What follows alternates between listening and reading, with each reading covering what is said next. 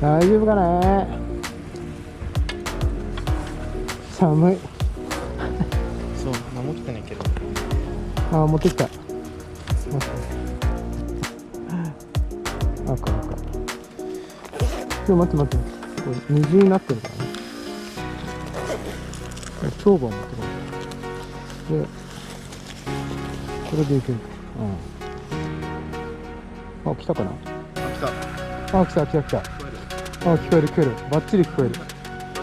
よし。聞こえるわ。まあ走ったらわかんないよ。顎ひも。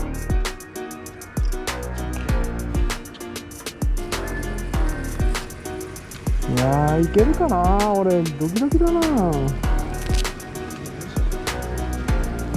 俺小心者だから心配性なんだよ。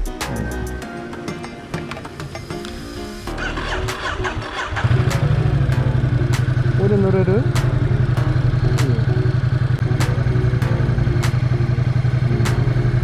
いや、怖え。やっぱり重たいわ。おお、揺らすな。す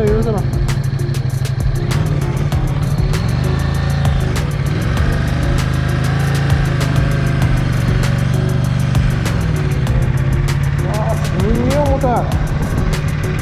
マジやべえな。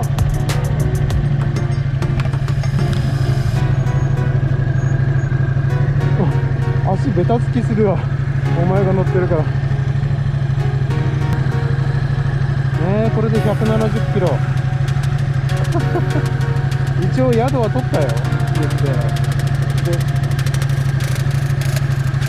もし無理だったらどっかの駅から新幹線で走るか。